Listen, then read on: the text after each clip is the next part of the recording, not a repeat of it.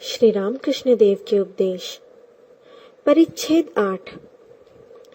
दक्षिणेश्वर के मंदिर में श्री रामकृष्ण केदार आदि भक्तों के साथ वार्तालाप कर रहे हैं।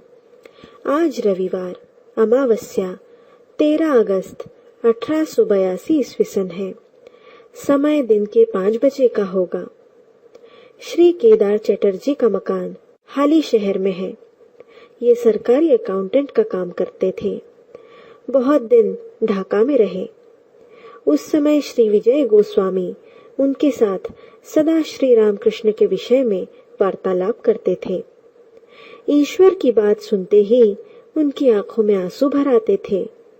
वे पहले ब्राह्मण समाज में थे। श्री रामकृष्ण अपने कमरे के दक्षिण वाले बरामदे में भक्तों के साथ बैठे हैं। राम, मनोमोहन, सुरेंद्र, राखाल, भवनाथ, मास्टर आदि अनेक भक्त उपस्थित हैं। केदार ने आज उत्सव किया है। सारा दिन आनंद से बीत रहा है। राम ने एक गायक बुलाया है। उन्होंने गाना गाया। गाने के समय श्री रामकृष्ण समाधि मग्न होकर कमरे में छोटी खाट पर बैठे हैं। मास्टर तथा अन्य भक्तगण उनके पैरों के पास बैठे हुए हैं। श्री रामकृष्ण वार्तालाप करते करते समाधि तत्व समझा रहे हैं। कह रहे हैं, सच्चिदानंद की प्राप्ति होने पर समाधि होती है। उस समय कर्म का त्याग हो जाता है। मैं गायक का नाम ले रहा हूँ। ऐसे समय यदि वे आकर उपस्थित होते हैं तो फिर उनका नाम लेने की क्या आवश्यकता।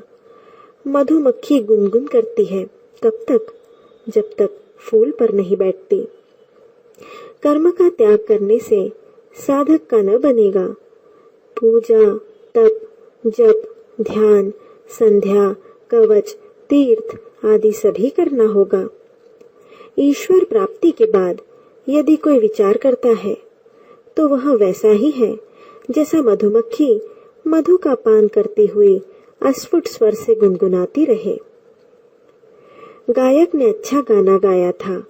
श्री रामकृष्ण प्रसन्न हो गए। उससे कह रहे हैं, जिस मनुष्य में कोई एक बड़ा गुण है जैसे संगीत विद्या, उसमें ईश्वर की शक्ति विशेष रूप से वर्तमान है। गायक, महाराज, किस उपाय से उन्हें प्राप्त किया जा सकता है? श्री रामकृष्ण, भक्ति ही सार है। ईश्वर तो सर्वभूतों में विराजमान है, तो फिर भक्त किसे कहूँ? जिसका मन सदा ईश्वर में है। अहंकार, अभिमान रहने पर कुछ भी नहीं होता। मैं रूपी टीले पर ईश्वर कृपा रूपी जल नहीं ठहरता, लुढ़क जाता है। मैं यंत्र हूँ।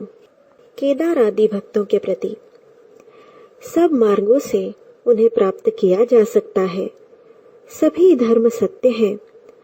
छत पर चढ़ने से मतलब है, सो तुम पक्की सीढ़ी से भी चढ़ सकते हो, लकड़ी की सीढ़ी से भी चढ़ सकते हो, बांस की सीढ़ी से भी चढ़ सकते हो, रस्सी के सहारे भी चढ़ सकते हो और फिर एक गांठदार बांस के जरिए भी चढ़ सकते हो।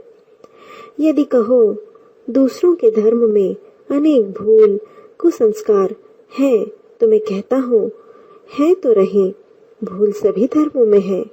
सभी समझते हैं मेरी घड़ी ठीक चल रही है। व्याकुलता होने से ही हुआ। उनसे प्रेम आकर्षण रहना चाहिए। वे अंतर्यामी जो है, वे अंतर की व्याकुलता आकर्षण को देख सकते हैं। मानो एक मनुष्य के कुछ बच्चे हैं। उनमें से जो बड़े हैं वे बाबा या पापा इन शब्दों को स्पष्ट रूप से कहकर उन्हें पुकारते हैं, और जो बहुत छोटे हैं वे बहुत हुआ तो बा या पा कहकर पुकारते हैं। जो लोग सिर्फ बा या पा कह सकते हैं, क्या पिता उनसे असंतुष्ट होंगे? पिता जानते हैं कि वे उन्हें ही बुला रहे हैं, परंतु वे अच्छी तरह उच्चारण नहीं कर सकते। पिता की दृष्टि में सभी बच्चे बराबर हैं। फिर भक्तगण उन्हें ही अनेक नामों से पुकार रहे हैं, एक ही व्यक्ति को बुला रहे हैं। एक तालाब के 4 घाट हैं। हिंदू लोग एक घाट में जल पी रहे हैं और कहते हैं जल। मुसलमान लोग दूसरे घाट में पी रहे हैं, कहते हैं पानी। अंग्रेज लोग तीसरे घाट में पी रहे हैं और कह रहे हैं वाटर। और कुछ लोग चौथे घाट में पी रहे हैं और कहते हैं एक्वा। एक ईश्वर, उनके अनेक नाम हैं।